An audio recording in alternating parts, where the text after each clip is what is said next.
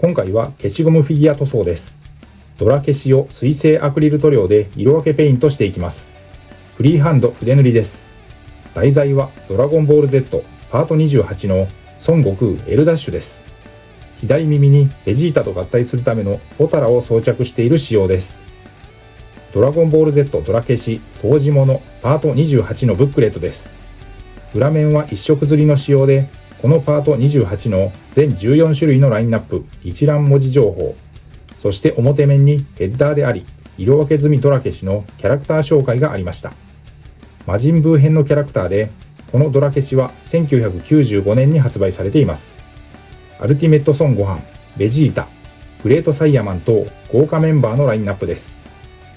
今回塗装の孫悟空は、ドラ消しのクレジットでは L ダッシュ、右手を広げ、左は握り拳のポージングです。塗装前の状態です。保管状態も問題なく、ほぼ傷も汚れもありませんでした。赤のカラーの消しゴムフィギュアなので、下地をしっかり入れて色分けにかかりました。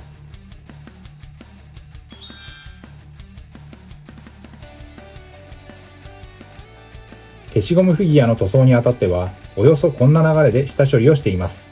煮沸して熱を加え、表面のホコリ、油分を落として自立できるように成形します。レンジン漬けして可素材、塩ビを柔らかくする薬剤を抜き出します。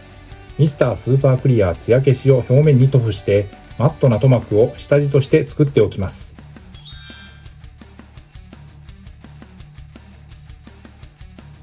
そして塗装工程へと進みます。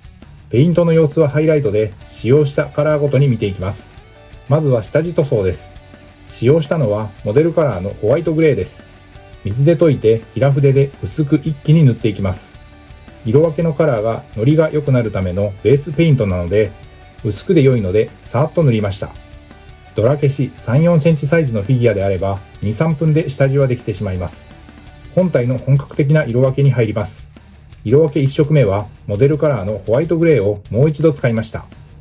ボディカラーはモデルカラーのベーシックスキントーンをメインにしました。やや明るめでニュートラルな肌色です。赤みや黄色みが強すぎないので、人肌のベースカラーとして非常に使いやすく、人物フィギュアの塗装はもちろん、様々な用途に応用できます。モデルカラーらしく高い隠蔽力とマットな仕上がりで、筆塗りとの相性も抜群です。筋肉や皮膚表現のベースカラー、ライトフレッシュより少し自然な肌色を作りたい時に多用しています。フェイス、首元、腕部にフレッシュ系や黄色の塗料は薄く何度か重ね塗りするのがおすすめです。ブーツに入ったラインに赤です。ゲームカラーのブラッディレッドです。細い線ですが、後に青の上塗りが来るので、ここでは多少のはみ出しは気にせず塗りました。鮮やかさを残しつつ、やや暗みを感じる深みのある赤色です。ウォーハンマーカラーのテクニカル、溶剤塗料のラーミアンメディウムを使って薄めながらムラにならないように塗装を重ねました。塗料を薄めながら色の濃さをできるだけ保つための透明なメディウムです。水で薄めるよりも塗料の色の成分を維持しやすいです。筆塗りで塗料の粘度を調整したいときに便利。青を塗りました。モデルカラーのブルーです。上半身アンダーウェアとリストバンド、そしてブーツに使っています。基本色として使いやすい鮮やかな青色です。ドラゴンボール系フィギュアの青部分を素直に表現したいときに使いやすいベーシックな青です。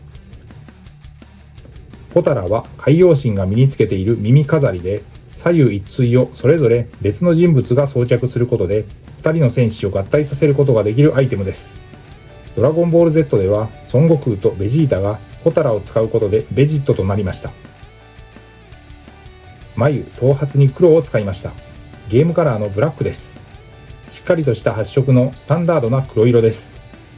小さなフィギュアの輪郭を引き締めたり、髪、ベルト、ブーツなどの細部を塗るのに便利な基本色です。そしてオレンジです。ゲームカラーのオレンジファイヤー。鮮やかで明るいオレンジ色。ドラゴンボール系フィギュアの道着や髪、昭和レトロ系フィギュアの鮮やかなオレンジ部分などに使いやすいカラーです。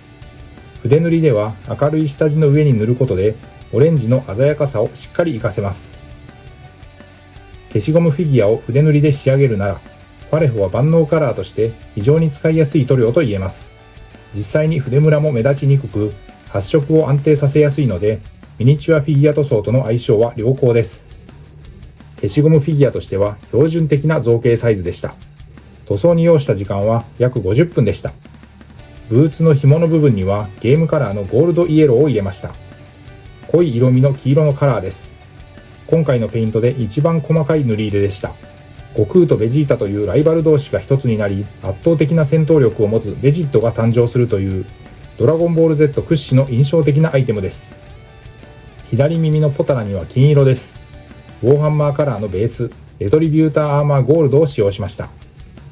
細部の書き入れと墨入れです。マービー4ドローイングの 0.02mm マーカー、そして 0.03mm マーカーを併用して、超極細ペンのダークブラウンを使用しています。瞳、目とフェイス周り、ボディ、コスチュームのシャドウに使っています。使用した塗料は水性アクリルのパレホとフォローでウォーハンマーカラーです。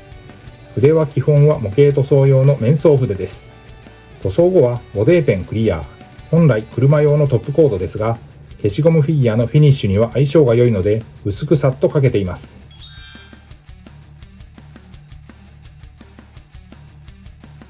色塗り後のレビューです。このパートのドラ消しは少しサイズ感が小さめに感じます。その中でも今回の孫悟空は比較的サイズは大きめで、ペイントはしやすかった印象です。細かい色分け箇所がところどころに合いました。フロントビューからリアビューです。